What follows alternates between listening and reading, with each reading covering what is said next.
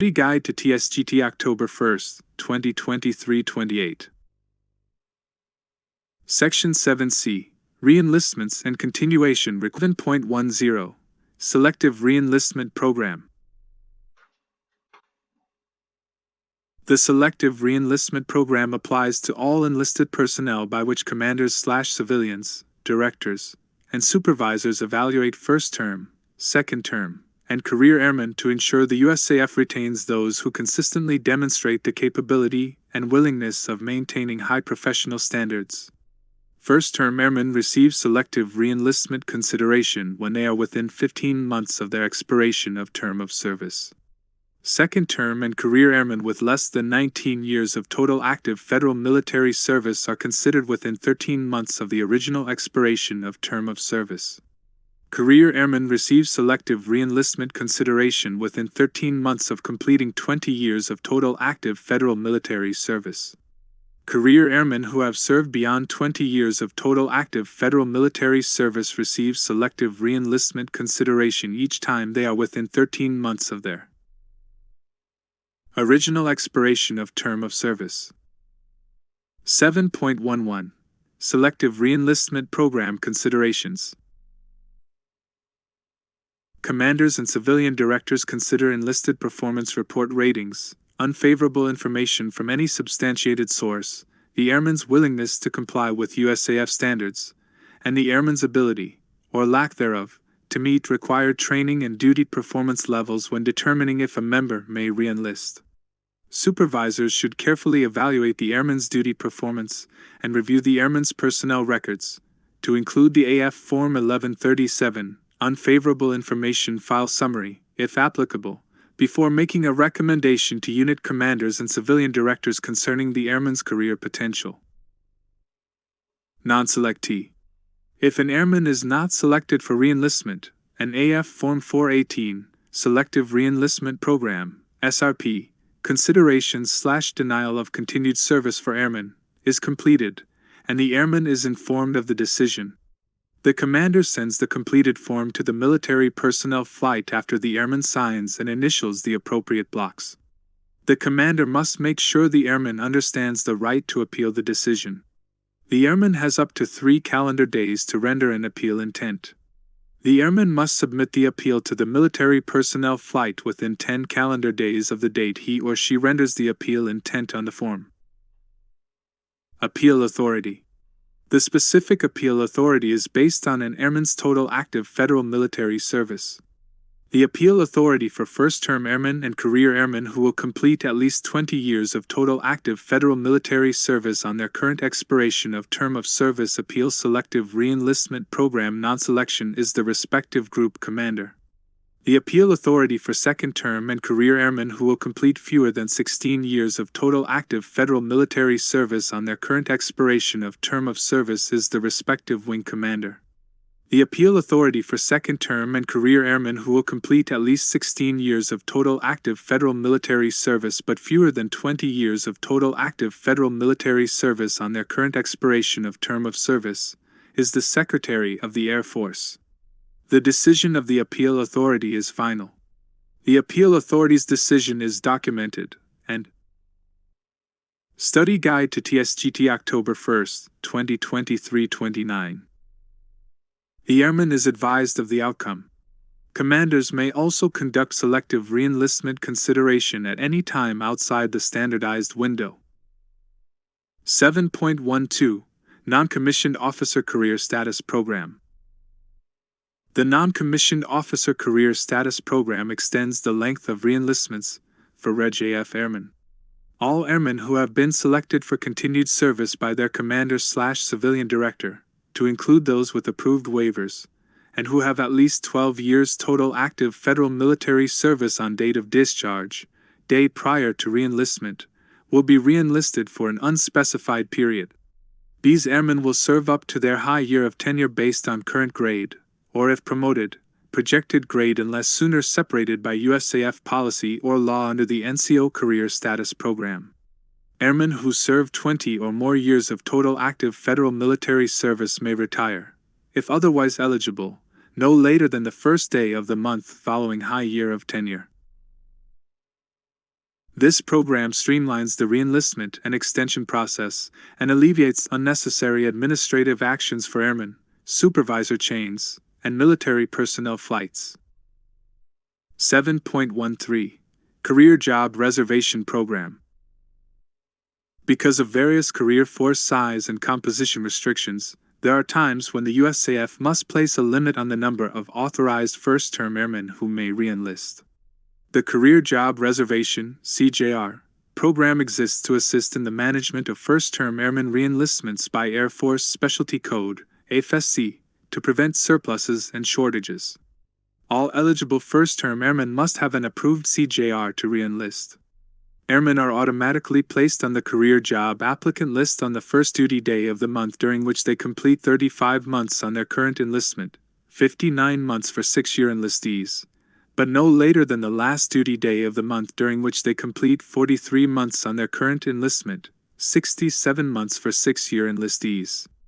To keep their approved CJR, airmen must reenlist on or before the CJR expiration date. CJRs may be constrained, limited, quotas or unconstrained, unlimited quotas. Constrained first-term airmen in constrained AFSCs have limited quotas, when available and compete for a CJR. Commanders or civilian directors recommend award of CJRs to airmen in constrained AFSCs where an allocation has been awarded. Approval of CJRs is made at the group commander level or equivalent. Commanders or civilian directors may recommend first-term airmen for award of a CJR anytime during the airman's CJR window. Airmen outside their CJR window are not eligible for award of a CJR. Airmen's EPRs must reflect that the member has met the minimum expectation and not have an unfavorable information file, lost time, or record of active non-judicial punishment on their current enlistment in order to be considered for a CJR. The airman's job performance, demonstrated leadership, how the airman exemplifies USAF core values, and ability to succeed in the AFSC should also be considered. Upon airmen entering their CJR window, commanders or civilian directors are encouraged to advise airmen on their potential for a CJR and, when appropriate, encourage retraining. When constrained AFSCs are implemented, Air Force Personnel Center issues CJR quotas on a fiscal year basis, and selection authorities may consider airmen by board, nomination packages, etc. Airmen who are on the CJR waiting list and whose AFSC is removed from the constrained list will receive a CJR. Airmen who are removed from the waiting list prior to the AFSC being removed will not receive supplemental consideration. If eligible, airmen qualify for award of a Study Guide to Tsgt October 1, 2023 30. CJR when an allocation exists, and the airman is in their CJR eligibility window. When the group commander, or equivalent, approves an airman for award of a CJR, Air Force Personnel Center will verify an allocation exists, and will reduce the number of remaining CJRs accordingly. Note: approved CJRs do not expire until the airman's date of separation. Unconstrained, airmen in unconstrained AFSCs do not compete for a CJR. Airmen are automatically awarded the CJR on the first duty day of the month during which they complete 35 months on their current enlistment, 59 months for 6-year enlistees, but no later than the last duty day of the month during which they complete 43 months on their current enlistment, 67 months for 6-year enlistees, provided they have been selected for continued service by their commander/civilian director under the Selective Reenlistment Program. 7.14 Enlistment Extensions. Airman serving on an active enlistment may request an enlistment extension if he or she has a service-directed retainability reason and the extension is in the best interest of the USAF. Extensions are granted in whole month increments. For example, if the individual needs 15.5 months of retainability for an assignment, the individual must request a full 16-month extension. Voluntary extensions for all airmen are limited to a maximum of 48 months per enlistment. In the event that USAF specialties are constrained, the Air Staff may limit first-term airman extensions to a specified period. Certain situations, such as citizenship pending, may warrant exceptions to policy. Airmen may be eligible to request an extension of enlistment to establish a date of separation at high year of tenure to separate or retire. Normally, airmen must be within 2 years of their high year of tenure before they can extend. Note, once approved, an extension has the legal effect of the enlistment agreement by extending the airman's period of obligated service. Enlistment extensions can only be cancelled when the reason for the extension no longer exists, as long as the airman has not already entered into the extension. 7.15. Selective Retention Bonus. The Selective Retention Bonus (SRB) program is a monetary incentive paid to airmen serving in certain selected critical military skills who re-enlist for additional obligated service. The bonus is intended to encourage the re-enlistment of sufficient numbers of qualified enlisted personnel in military skills with either demonstrated retention shortfalls or high training costs. Airmen in SRB skills who re-enlist or extend their enlistment in the active duty for at least 3 years are eligible for an SRB provided they meet all criteria listed in AFI 36-2606, re-enlistment, and extension of enlistment in the United States Air Force, January 27, 2021. Airmen can expect to serve in the SRB specialty for the entire enlistment for which the bonus was paid. SRB designations are established by zones, which are determined by the total active federal military service of airmen at the time of re-enlistment, or the date they enter the extension. Eligible airmen may receive an SRB in each zone, A, B, C, or E, but only one SRB per zone. Zone A applies to airmen re-enlisting between 17 months and 6 years. Zone B applies to airmen re-enlisting between 6 and 10 years. Zone C applies to airmen re-enlisting between 10 and 14 years. Zone E applies to airmen re-enlisting between 18 and 20 years. Study Guide to Tsgt October 1, 2023 31. SRBs are calculated using 1 month's base pay, multiplied by the number of years re-enlisting or extending, multiplied by the SRB multiple as listed on the authorized SRB listing. The maximum SRB per zone is $100,000. Note, the airman's base pay on the date of discharge is used to calculate the SRB. Therefore, if an airman was promoted to Staff Sergeant on May 1 and re-enlisted on May 1, the SRB would be calculated on the base pay of the day prior to the re-enlistment as Senior Airman. 7.16. USAF Retraining Program. Retraining is a force management tool used primarily to balance career fields, officer and enlisted, across all AFSCs, and to ensure sustainability of career fields. Retraining also provides a means to return disqualified airmen to a productive status. Although airmen may be selected for involuntary retraining based on USAF needs, the retraining program allows a limited number of airmen the opportunity to pursue other career paths in the USAF. The online retraining advisory is a living document found on MyPers, maintained by the Air Force Personnel Center as a key tool used to advise members of retraining opportunities.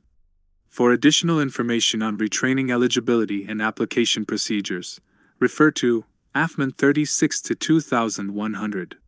First-Term Airman Retraining Program.